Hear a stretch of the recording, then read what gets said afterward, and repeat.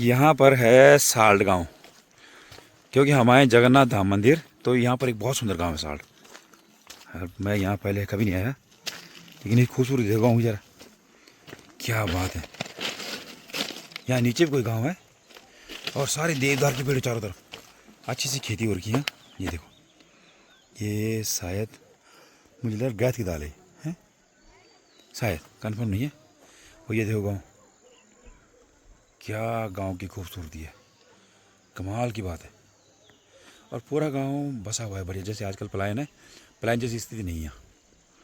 ये ऊपर सारा देवदार है और यहाँ से सामने मैं देखा, ये सामने जहाँ कोहरा लगा है, इसके पीछे रोड जा रही है। ये ठीक पीछे जो पहाड़ी है, इस पहाड़ी के पीछे, इसके पीछे बोले यमुनोत्री है, वहाँ ऊपर तक रोड जाती है। नीचे भी गांव काफ़ी सुंदर है, लेकिन यहाँ से नहीं दिख रहा है। मैं थोड़ा जूम कर दिखाता हूँ। ये देखो,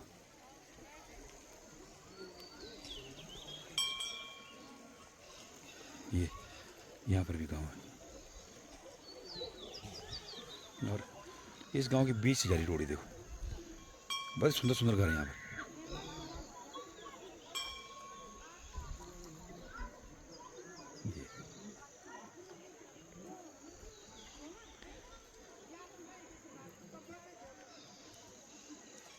और यहाँ रोड ये अभी बन रही है, मतलब पुरानी रोड है, लेकिन इसके अभी डामरीकरण हो रहा है।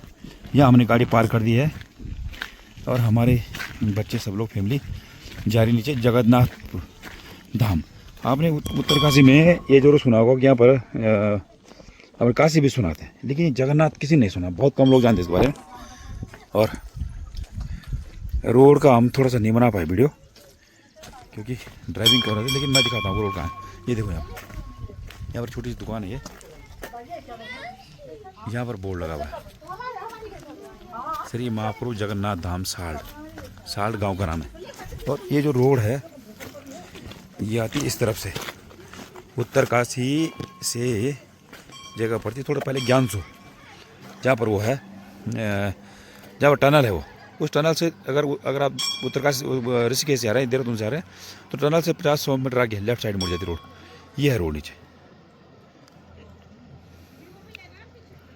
यहाँ से घूमिए इधर को, यहाँ से इधर घूमती है, यहाँ नीचे, यहाँ से फिर घूम के वो जा रही है, वहाँ ट्रक आ रहा है, फिर वो 2-3 बैंड नीचे, वहाँ से पीछे पड़ जाएगा आपका ये।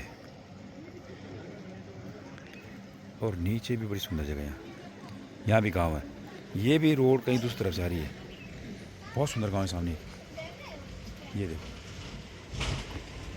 अभी चलते हैं मंदिर की तरफ, आपको दिखाते हैं जगन्नाथ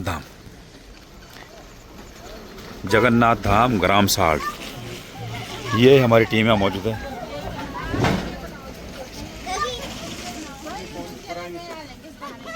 भाई साहब, इनका नाम है मोबाइल सुंदरी, रख दो मोबाइल सुंदरी, कोई काम ही नहीं इनका। यहाँ नीचे गहराई बहुत है भाई, ओह, और नीचे ये देखो, यहाँ पर पूर्ण इसका ग्राम 50 साल विकास खंड भटवाड़ी।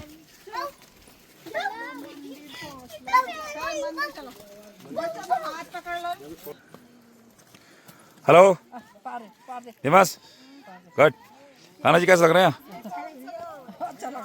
अच्छा, ये है रामगांव। अरे कोई नहीं, हम पता नहीं था, रामगांव बोलते हैं हम अकेला, जब हमको नहीं पता था रामगांव। ये आरती तानी गोल से डेट है, चल गोल बेल रोकने में नहीं, हाँ गोल से ना, ये नहीं गंगोत्री सामने, ये तो नया बना वाला मंदिर जी। ये मंदिर नया बना है, किसने बनाया थोड़ा बताना। ये बोल नया बना वाला, उस जमाने का मंदिर है जब वो यहाँ मतलब विश्वनाथ भी थे उस जमाने का। ये बोले नया बना वाला, हाँ परसों उन्होंने बनाया, मंत्री जी ने साथ चले मंत्री जी।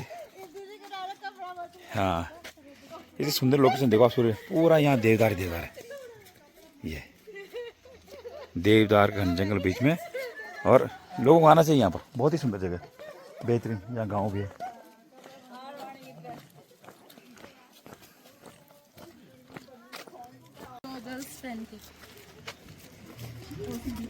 ये बहुत ही अद्भुत दृश्य है। इतना सुंदर मंदिर नहीं देखा मैंने आज तक। कमाल की बात है, क्या बात है। तो पहुंच चुके हैं मंदिर के गेट पे। क्या सुंदर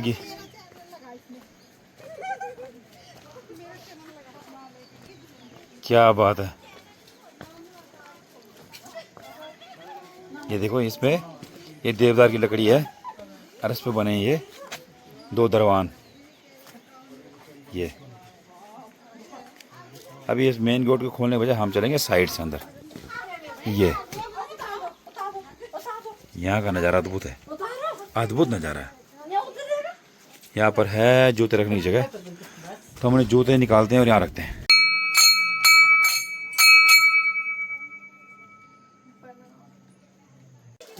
ये एक छोटा गेट, इसे करते हैं प्रवेश। यहाँ का नज़ारा क्या बताऊँ मैं आपको, क्या बताऊँ नज़ारा का। आप कह रहे थे हम गोवा चले हैं, देखो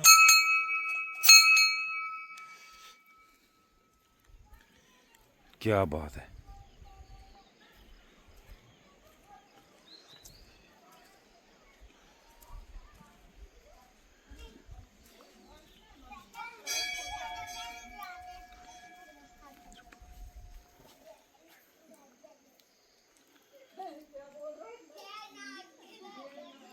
तनो हरि ओम कस्तूरी तिलकललाट पटले वक्षस्थले च कौस्तुभं नासाग्रे वरमुक्तिकं करतले वीरतले कंकणं। नारायण नारायण श्रीमद नारायण नारायण नारायण।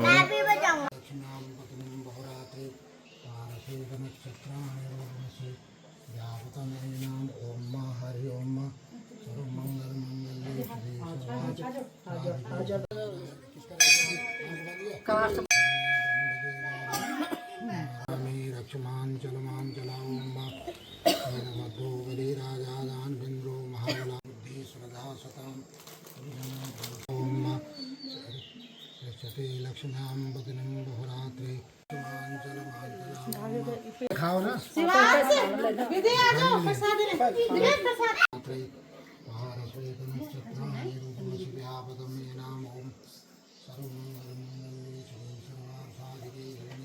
काशी है। तो सौम्य काशी जे अस्थिर वर्णार मध्य ये वर्णाचल पर्वत है ना, वर्णावत पर्वत। तो ये भगवान त्रिशूल के, शंकर के त्रिशूल पे टिकी हुई धरती है ये। और इसमें नहीं भी होंगे तो कम से कम जो है सैकड़ों शिवलिंगों की स्थापना है पूरे पंचकोश के अंदर। पंचकोश के अंदर तो इसका तो बड़ा महत्व पुराण में। और ये जो हमारा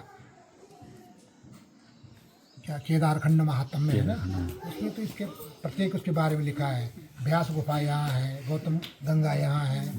तो ये नदी जब जो नीचे मिलती है, ये वरुणा नदी और वो अच्छी नदी, उसके बीच का क्षेत्र काशी का हुआ। बिल्कुल।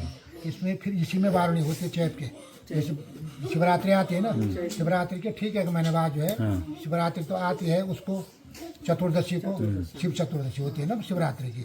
लेकिन ये जो है शिव त्रयोदशी को होती है वारुणी यात्रा, हर महीने, हर साल चैत के महीने। तो अब देखिए आपकी, तब भगवान जो है उसमें आए, जो शांताकार भगवान थे। पहले तो ये था कि हमारे बुजुर्ग बोलते थे कि हाँ भाई जोर से नहीं बोलना, हल्ला नहीं करना, झगड़ा नहीं करना। वहाँ हमारे भगवान तो बहुत शांत है। लेकिन समय के अनुरूप जो है भगवान ने अपने को जो है, अपने जो बहुत बड़े पार्षद हैं उसके, मुख्य रावल है, कोई छोटी मोटी हस्ती नहीं है। अब उसने सोचा कि यार साल का प्रेम बल्लभ नोट आ गए, इसकी क्या औकात है कि ये मेरा प्रचार प्रसार करा देगा। तो उसने अपने मुख्य रावल को पकड़ा। तो कहने का मतलब ये है कि अब ये भगवान जो जगन्नाथ है, यहाँ पर आप जो जिज्ञासा कर रहे हैं कि यहाँ जगन्नाथ जी कैसे आए, वो भी बड़े आश्चर्य में थे पूरी जो लोग। तो होता तो क्या है कि जो भगवान है, भगवान 3 है, जो मुख्य भगवान है वो 3 है। देवता तो 33 कोटि है। कोटि माने कुछ करोड़ बोलते हैं, करोड़ नहीं, 33 प्रकार के हैं वो, उनकी कैटेगरी है 33 कोटि। तो मैं अभी गिना हूँ, बहुत टाइम लग जाएगा। 33 कोटि देवता है और 3 जो है मुख्य देवता है और 3 मुख्य देवियाँ हैं। तो ब्रह्मा विष्णु महेश हुआ, और माता सरस्वती हुई, लक्ष्मी हुई और दुर्गा जी हुई, तो शक्ति कहिए उसको। तो वैसे जो है युग के हिसाब से सतयुग के जो देवता है भगवान विष्णु ने समय समय पर जो है अलग अलग रूपों में जो है रूप धारण किए हैं। सतयुग में तो बद्रीनाथ की स्थापना हो गई, वो सतयुग के देवता है। और द्वापर के जो देवता है वो द्वारिका में है भगवान कृष्ण। त्रेता में जो रामेश्वरम है जो भगवान शिव, ये भाई विष्णु का ही रूप है। लेकिन एक्चुअल में जो है कलयुग में अगर जो है अगर ये भगवान है तो बोलता है ना देवों में अगर मैं जगन्नाथ हूँ, देवों में मैं जगन्नाथ हूँ, और नदियों में मैं गंगा हूँ, और पशुओं में मैं गाय हूँ, वृक्षों में मैं पीपल हूँ। ये भगवान ने गीता में कहा है कि देवों में मैं जगन्नाथ हूँ।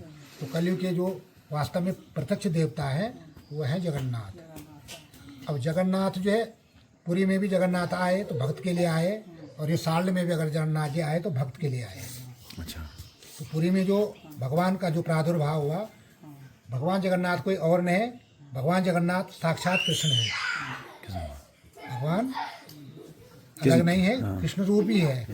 और अगर आप लोगों ने कथा नहीं सुनी होगी तो हुआ क्या कि जब जो है द्वापर में भगवान कृष्ण का अवतार हुआ था, तो प्रत्येक भगवान भी निश्चित समय के लिए धरती पर आता है और अपनी लीला करके जो है गोलोक धाम को जब भगवान कृष्ण जाते हैं तो कहानी तो ये भी है कि एक तीर जो है बिहार के बहेलिए का तीर लग जाता है। तो भगवान जब जो है गोलोक धाम को जाते हैं तो उनको शरीर को जलाया जाता है। बोलते तो ये भी है कि पांडव जलाते हैं, वास्तव में पांडव जो है बाद में गए। कुछ तो कृष्ण के शोक के गए कि अब हमारा कोई नहीं रहा, तो तब गए वो हिमालय को ना। तो पांडवों ने जब उनका शरीर जलाया तो सारा शरीर तो जल गया, लेकिन भगवान का जो हृदय वक्षस्थल है ये नहीं जला। ये नहीं जला तो वो था दिव्य पदार्थ, ब्रह्म पदार्थ था। भगवान का हृदय था, कोई छोटी मोटी बात नहीं है। उन्होंने उसको जो है नदी में बहा दिया। अब नदी में जो है एक जो है बिल्कुल ज्वलंत प्रकाशमयी जो है आभा जो है प्रकट हो गई। तो वहाँ था भीलों का एरिया। तो भीलों के जो मुखिया थे वो थे विश्ववसु।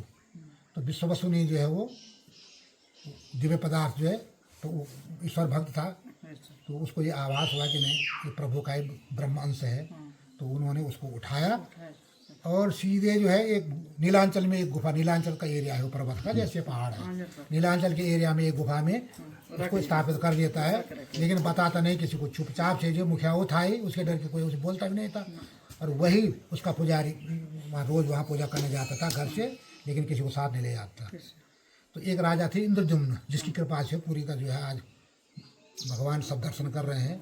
इंद्रद्युम्न जो एकदम वैष्णव भक्त था और भगवान ने उसको दर्शन दिए कि तू मेरा भक्त है तो ऐसा करे एक मंदिर बना। अब वो मंदिर तो बना देते हैं, लेकिन उसमें रखना क्या है। तब उसको स्वप्न जाता है कि मैं नील माधव रूप में, देखो वहाँ तब भगवान का नाम क्या था, जगन्नाथ नहीं था, तब नील माधव था। नील माधव जो नीलांचल गुफा में रहता था और एक भील के उसमें था विश्ववसु के। तो तब जो है वो अपने मंत्री को, उसका मंत्री ब्राह्मण था, वो तो राजा क्षत्रिय राजा था, लेकिन जो मंत्री था वो ब्राह्मण था। तो वो ब्राह्मण जो है उसका मंत्री उसको वो बोलता है कि तुम जाओ नीलांचल के एरिया में पता करो भगवान नील माधव कहाँ है। वो जो है ढूंढता है उधर। आप लोग जल्दी में तो नहीं है, तो मैं कथा शॉर्ट करता हूँ। आजा बाबा आजा आजा, थोड़े इनको साइड दो, थोड़े इनको साइड दो। उसको पता नहीं चलता, ये पता कर सकता हो कि ये जो विश्ववसु है, विश्ववसु उसकी पूजा करता है, लेकिन साथ में किसी को नहीं ले जाता। तो उसके अलावा उसको किसी का पता नहीं है किसी को। तो दुविधा में पड़ जाता है कि अब ऐसे में क्या होगा जब ये बताता किसी को नहीं है। अब बताता किसी को नहीं तो कैसे पता होगा। तो उसको एक उपाय सोचता है। उसकी एक लड़की थी, तो उस लड़की से जो है वो ब्याह कर लेता है। देखिए जब तो वो ब्राह्मण था, लेकिन राजा के आदेश था और भगवान की लीला थी। अब जो है उसका जो है वो विवाह कर लेता है उससे। अब जब जवाई बन गया तो अब विश्वास पात्र हो गया। अब वो उसके पीछे पड़ जाता है कि अपने बाप से बोल, कम से कम जो है वो मुझे उस भगवान के वाला। अच्छा ठीक, हाँ हाँ। तो अब दामाद बन गया तो बोलो थोड़ा अपने बाप को बोले यार मुझे भगवान के दर्शन तो करा दिए। तो वो एक छत पर उसको दर्शन कराता है कि आंखों पर बांधते हैं पट्टी, और पट्टी बांध करके, लेकिन वो भी चालाक था, मंत्री था, कोई छोटा मोटा, वो भी ब्राह्मण था। ब्राह्मण का जो दिमाग तो होते ही होता है। ये तो बिल्कुल कट सत्य है कि ब्राह्मण का जो दिमाग है बहुत तेज होता है। अब वो अपने जेब में जो है कुछ सरसों रखता है और आंखों पे तो पट्टी थी, रास्ते जानने के लिए जो है सरसों के बीज जो रास्ते में बोते बोते जो है गुफा तक चला जाता है। अब जब गुफा में पहुँचते हैं तब वो उसकी पट्टी खोलता है, पट्टी खोलता है, भगवान के दर्शन हो गए उसको, नील माधव भगवान के। बोले भगवान तो बड़े दिव्य है, लेकिन पता हो गया। लेकिन अब फिर उसकी पट्टी बांधता है, वो वापस लाता है। तो वो कुछ बहाना करके जो है फिर राजा इंद्रद्युम्न के पास आता है कि राजन मैंने जो है पता तो कर लिया है। तो वो बोलते हैं ठीक चल। तो तब जो है वो उस गुफा में जाते हैं नीलांचल, उसमें राजा इंद्रद्युम्न और उसका जो मंत्री है वो भगवान नील माधव को वहाँ से उठा देते हैं। अब नील माधव उठा देते हैं, भगवान नाराज हो जाते हैं कि ऐसे चोरी करके ले जाने क्या मतलब है। तो लीला तो भगवान की होती है ना। तो अब जो है वो वहाँ से जैसे लाते हैं तो भगवान फिर जो है अदृश्य हो जाता है उनसे। अब भगवान जो न तो नीलांचल में रहे न इंद्रद्युम्न के पास। अब जो है बहुत दुखी हो जाता है, वापस आ जाता है और अन्न त्याग कर देता है कि हे प्रभु मेरे से क्या अपराध हो गया। वैसे तो उससे बढ़िया ठीक था, वो भील के पास था तो कम से कम तो उसकी इच्छा ये थी कि मैं इस मंदिर में विराजित कराऊंगा, लेकिन प्रभु की वो इच्छा नहीं थी। अब जो है फिर उसको सपना आता है, जब वो बहुत दुखी हो जाता है भगवान उसको बोलते हैं कि राजा इंद्रद्युम्न समुद्र में जो है लकड़ी के गोले, लकड़ी के गला बह के आ रहे हैं, उनको लाओ पर मेरा विग्रह बनाओ, मेरा विग्रह बनाओ। ये विग्रह है ना, अच्छा पूरी की बात कर रहा हूँ मैं पहले। अब जो है वो जाते हैं, वो तो लकड़ी के लोठे तो दिखते तो हैं उनको लट्ठे, लेकिन उठाए नहीं जाते। बड़े बड़े भारी क्या है, राजा के लिए कोई असंभव थोड़ी चीज थोड़ी थी, वो तो हजारों लाखों आदमी को ले जा सकता था, लेकिन उठाई नहीं। तब भगवान ने अब बोला प्रभु मैं क्या करूं। अरे तब वो बोलता है अरे उसको बुलाओ विश्ववसु को, वो जो भील था उस मंत्री का ससुर, वो आया, उसने थोड़ा सा स्पर्श किया उसको तो हल्का हो गया। फिर वो लाके मंदिर में लाते हैं, मंदिर में लाते हैं तो बड़े बड़े कारीगर आते हैं, लेकिन जो है कोई जो है उस मूर्ति में किसी की छेनी तोड़ जाए, किसी का हथौड़ा तोड़ जाए, लेकिन माने वो जो है चट्टान बन गए लकड़ी की बजाय। तो जब सब हार जाते हैं तो भगवान जो अपनी लीला दिखाते हैं, विश्वकर्मा आते हैं। विश्वकर्मा जो है बूढ़े के रूप में आते हैं, तो बोलते हैं मैं बनाऊँ मूर्ति। उसमें बोले बूढ़े का दिमाग खराब है, यहाँ तो अच्छे अच्छे पहलवान हार गए, तो क्या बनाएगा। मैंने उसे आग्रह किया तो रानी बूढ़ी ने कहा कि ठीक है, अगर तू ये कह रहा है तो करने दो ना, बूढ़ा है तो क्या हुआ, अनुभव तो अपना अपना है। तब वो शर्त रखता है कि मैं 21 दिन के अंदर जो है मूर्ति बना दूँ। देखो किसी को पता नहीं था कि मूर्ति कितनी बनेगी, कैसी बनेगी, क्या स्वरूप बनेगा, इन्हें तो राजेंद्र दुम्न को पता था। अब जो है वो मंदिर के अंदर जो है वो मंदिर तो बना हुआ था, अब वो खट खट खट खट लग गया। 21 दिन का टाइम लिया, लेकिन मेरे कोई छेड़ेगा नहीं, खाना पीना। वो तो देव शिल्पी था, वो तो देवता ही था ना विश्वकर्मा। तो उसने क्या किया कि वहाँ अंदर जो है काम शुरू जब किया, 15 दिन तक तो खूब आवाज़ आई खट खट खट की। 16वें दिन जो है आवाज़ बंद हो गई। रानी और राजा तो रोज जाते होंगे सुनने बाहर, वहाँ दिन भर रहते होंगे बैठे हुए। अब उन्होंने जब आवाज़ नहीं सुनी, बोले यार वो बुढ़ा था, मुझे मरमरा तो नहीं गया, किसकी मूर्ति, किसका कुछ, हमको तो प्राश्चित लग जाएगी, इन्होंने एक बुढ़ा मार दिया वहाँ। अब उनका मन नहीं माना, तो राजा तो बोला चुप रहा, जब 21 दिन बोला तो 21 दिन बाद देखेंगे। लेकिन महिलाएं थोड़ा भावुक होती है, अरे उन्होंने बोला किसका कुछ, किसका मूर्ति, किसका कुछ, मुझे लग रहा है वो खटखट तो आ नहीं रहे, वो मर गया। तब वो दरवाज़ा खोलते हैं तो वो जो भगवान विश्वकर्मा था उसकी शर्त थी, वो वहाँ से विलुप्त हो जाते हैं, मूर्तियाँ अधूरी रह जाती है। तो ये जो भगवान है देखो, इनके हाथ नहीं है, इतने बने हुए हैं केवल, हाथ नहीं। जगन्नाथ जी हैं, अच्छा, उनके हाथ नहीं है। और ये आँख को ये नहीं चेपू, ये गोल आँख है जो हाँ, ये गोला है। हाँ सच्ची है। और सुभद्रा माता के तो बिल्कुल इतने भी हाथ नहीं बन पाए। और जो बलभद्र भगवान है उनके लगभग बराबर है जगन्नाथ जी के उसके, और पाँव नहीं बन पाए। अब जो है राजा इंद्रद्युम्न जो परेशान हो गया कि अब ऐसी अधूरी मूर्तियों का मैं क्या करूं।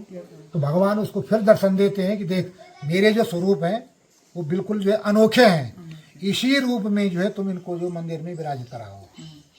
तो तब जाके फिर उस विराजित कराने की तो बहुत बड़ी कहानी है। फिर वो जो ब्रह्मलोक जाता है, जब ब्रह्मलोक जाता है तो एक दिन के लिए तो जाता है, जब तक जो है ब्रह्मलोक पहुंचता है धरती के जो 1000 साल बीत जाते हैं।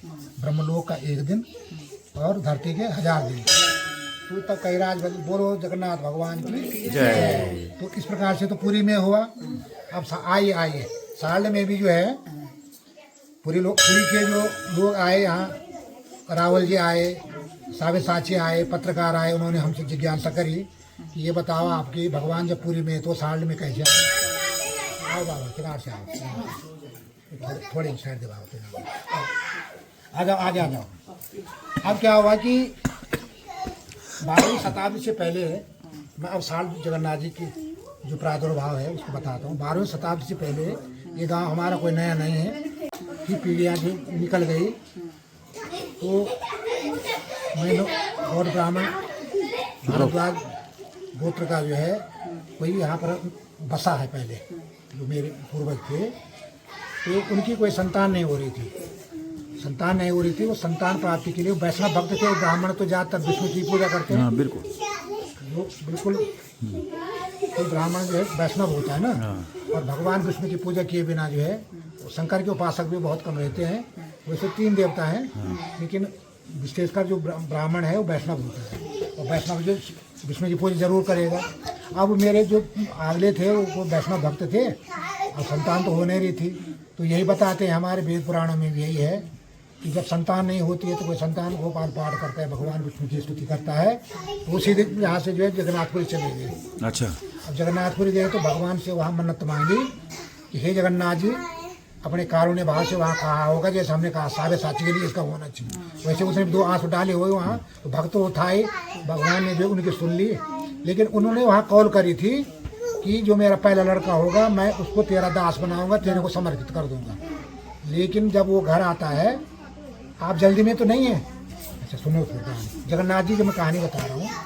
अब जो है वो जब आता है तो उनकी पत्नी रही होगी, वो सगर्भा होती है, और समय पर जो है उनका जो है पहला लड़का होता है। वही पहला लड़का जो है स्वयं साक्षात जो है भगवान। भगवान क्यों? भगवान तो भक्त के लिए जो है बेटे भी बन जाते हैं, क्योंकि मथुरा में जब भगवान ने अवतार लिया कृष्ण ने, तो नंद और देवकी के पुत्र बन के आए, राजा दशरथ और कौशल्या के पुत्र राम बन करके आए, अनुसुया और अत्रि ऋषि की जो है दत्तात्रेय भगवान हुए, परशुराम हुए जगदग्नि और उसके। तो कहने का मतलब ये है कि भगवान बेटे भी बनते हैं, सहयोगी भी बनते हैं। तो अब जब भगवान ने जो है उनके यहाँ अवतार लिया, लेकिन देखो मनुष्य बड़े स्वार्थी होते हैं। दुख में सुमिरन सब करे, सुख में करे न कोई, जो सुख में सुमिरन करे दुख काहे का होए। वो समय तो बीता थी, तो भगवान को सुमिरन करे। हाँ, भगवान ने सुन भी लिया। अब वो आए घर और अपने जो है वो उस चीज़ को भूल गए कि यार मेरे जो बेटा है उसके लिए तो उन्होंने वैसे धारणा बना देनी थी कि मैं उसको भगवान जगन्नाथ का भक्त बनाऊंगा। लेकिन वो जो है इस चीज़ को भूल गए। अब वो क्या हुआ कि 7 वर्ष का जैसे होता है उसके पीछे जो उनके और संतान भी होती है, जिनके हम आज पीछे हैं। तो वो यहाँ गांव में हमारे एक बहुत बड़ा खेत है, करीब आप नाली समझते हैं? हाँ, 10 नाली का खेत है। अच्छा, 10 नाली, हाँ। पूरा एक फुटबॉल ग्राउंड का बराबर है। बिल्कुल। वो गांव के बच्चों के साथ वहाँ गेंद खेलने जाता है, और गेंद खेलते खेलते जो है वो विलुप्त हो जाता है वहाँ पर। अच्छा, अब विलुप्त हो जाता है तो अब जो है वो हमारा आगला था, वो घर आया। वो घर में था, जब बाद में पता किया होगा तो बोला वो तो हमारे साथ खेल रहा था, और न कोई उठा ले गया, वो जैसे विलुप्त हो गया। अब वो जो है विलाप करने लग गया। तब उसको जो अपना बचन याद आता है कि अरे मैं तो बहुत बड़ी गलती कर गया, रोया, बिल्कुल अन्न त्याग कर दिया। जो बड़ा लड़का जिसका मर जाए उसको कम शोक थोड़ी होगा। तो तब भगवान जो उसको बोलते हैं तो रो मत, मैंने तो स्वयं जो तेरे यहाँ बेटे के रूप में जन्म लिया था, लेकिन तू अपनी बात को भूल गया था। लेकिन कोई बात नहीं है, मैंने इतनी लीला मैंने कर दी है, लेकिन तेरे लिए मैं इस धरती पर जो है प्रकट हो रहा हूँ। तब कुछ समय बाद क्या हुआ कि इसी धरती पर जिस पर आज भगवान जगन्नाथ का जो है विग्रह स्थापित है, इसी में जो एक हलिया जो है हल लगा रहा था। हली एक हाल थे तो हली की भी आप पूजा होने का बैर मूंगा। मैं कोई काल्पनिक बात नहीं कर रहा हूँ। एक पत्थर है ना बाहर देखो, वो है वो हलिया। अच्छा, उस हलिया को जब यहाँ हल लगा रहा था तो हलिया को आवाज आती है कि अरे हलिया, अरे भाई तू न्याल बेड़ा हल लगो लेकिन बीच मान लगो। अच्छा, लेकिन हलिया ठहर बात गंवा रहे हो ना। अब जो चाह हो न सुनती बात होगी, यहाँ बात फुन फुका तैन उंडू फुंडू चारों तरफ कूड़ कबाड़ गाड़ी वर्ता हम गए बीच में। ये मतलब वही जगह है ये देखो। अच्छा, इस ग्राउंड का जो है ये बीच की जगह है, सेंटर जगह, ठीक है। सेंटर है जहाँ पर ये मंदिर है। तो उसने कोड़ का बाढ़ लाया और उसको जलाना शुरू कर दिया। अब जब जैसे माँ से उसने कोशिश करी, अब उसने बोले इसको कैसे रोके, तब जो चाहे अडगा हो चाहे जमड़ा हो चाहे हिंदी में आते बोले ततया बोल। अच्छा अब वो झुंडा आता है ततया उसको काट देता है, काट अच्छा के जो इतना वो कटता है कि वो मर जाता है। अच्छा अब मर जाता है तो फिर अब जो है फिर भगवान का प्रादुर्भाव कैसे होना था। अब गांव में जो है महामारी अकाल पड़ने लग गया, लोग परेशान हो गए। अरे पहले तो पंडित जी का जो है बड़ा लड़का चला गया, अब गांव में महामारी और अकाल पड़ गया, तो फिर जो है सब लोग जो है भगवान की उपासना कर लेते थे। पंडित जी कुछ करो भाई, क्या है, क्या हो रहा है ये। तो भगवान फिर उनको दर्शन देते हैं स्वप्न में कि हे भक्त जाओ वहाँ ऐसा ऐसा। मैं तो वो जब हल लगा रहा था तो तब उसने तो आवाज़ सुनी नहीं, लेकिन मैं वहाँ प्रकट हो गया हूँ, तुम जाओ वहाँ पर जो है स्थापना करो। तब यहाँ पर उस समय की जो जनसंख्या रही होगी उन्होंने यहाँ पर जो है भगवान जगन्नाथ के रूप में जो है वहाँ पर स्थापना करवाई। तो यहाँ पर जो है जो मुख्य स्वयंभू मूर्ति है वो बगल में है, उस पर हल्की रेखाएं हैं, अब लाइट नहीं आ रही है, अच्छा ऐसी रेखाएं हैं उसमें, फालक छून है, फालक छून, हाँ फालक छून। अच्छा वो लगी हाँ। लेकिन तब 12वीं शताब्दी में क्या हुआ, 12वें शंकराचार्य तो 800 ईस्वी के हैं, उन्होंने 4 धामों की स्थापना करी, लेकिन शंकराचार्य बदलते रहते हैं। 12वीं शताब्दी में जो शंकराचार्य थे उन्होंने जब यहाँ भ्रमण पे निकले होंगे तो उनको ये पता लगा कि साल में भी जो है भगवान जगन्नाथ की पूजा होती है, विष्णु की। तब उन्होंने ये सालग्राम से निर्मित जो विग्रह है, जैसे बद्रीनाथ के विग्रह में उसमें कोई अंतर नहीं है, अच्छा तो उन्होंने ला करके इसको स्थापित कराया। अच्छा इसी के पृष्ठभाग में जो है जब मंदिर का जीर्णोद्धार हुआ, इसके पृष्ठभाग में लिखा हुआ है 1200 ईस्वी मूर्ति की। तो तब अब इस तो पुरातत्व वाले भी इसमें जांच किए, ये किए, तो उन्होंने घोषित कर दिया है। अब पुरी वालों ने जो ये घोषित कर दिया है कि वो कह रहे हैं अब वो सब आ रहे हैं यहाँ। और वैसे भी क्या है, ये जो भगवान है ना भोलेनाथ ने की नगरी कहाँ है, काशी। अब काशी जो है जब कलयुग का अंत आएगा तो काशी जो है क्षय हो जाएगी, तब भगवान शंकर कहाँ रहेंगे, सौम्य काशी में। वैसे जो है हमारी जो भगवान जगन्नाथ की जो धरती है पूरी, वो समुद्र के किनारे है। तो ये जो भविष्यवाणी का एक ग्रंथ है उसमें ये लिखा है कि कलयुग के अंत में जो है वो नगरी भी डूब जाएगी। अच्छा तो तब भगवान कहाँ है, यही तो होंगे। ये तो ठीक प्रत्येक भगवान ने अपने भविष्य के लिए भी जो है डेरे निश्चित कर रखे हैं। बोलो जगन्नाथ भगवान की जय। तो आपकी मनोकामना पूर्ण हो। भगवान जगन्नाथ के आप धाम आए हैं और यही मैंने आपकी जिज्ञासा को बताया। धन्यवाद। तो इस भगवान की जो है बड़ी महत्ता है। अच्छा फोटो वीडियो आप कह रहे थे भुवनेश्वर से, कमाल की बात है।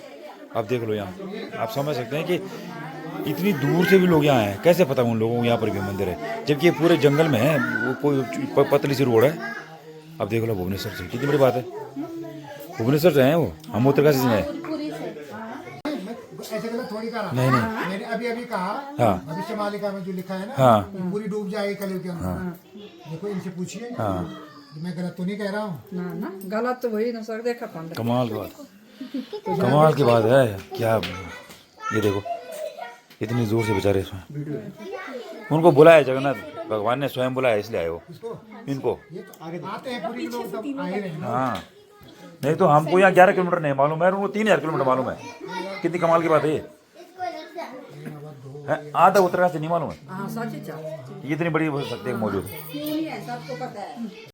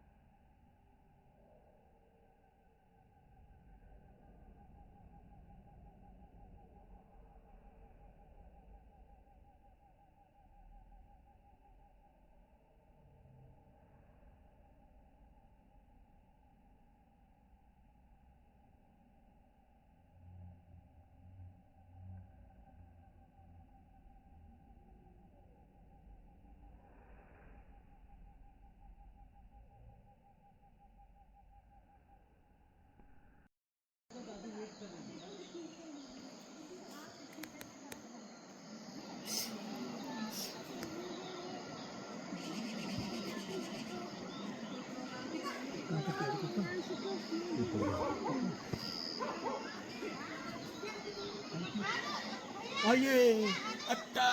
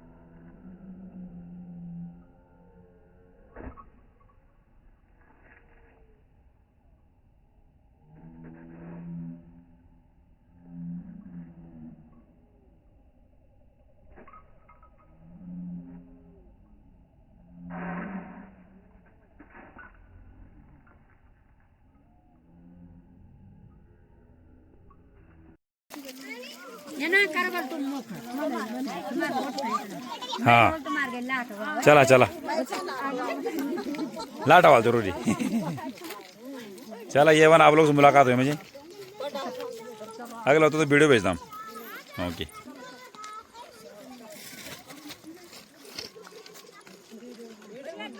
वीडियो फोटो तो यही बड़ी जगलो स्पेशल कार्ड जगलो ये देखा बड़ी जगलो बहुत सोचो लगनो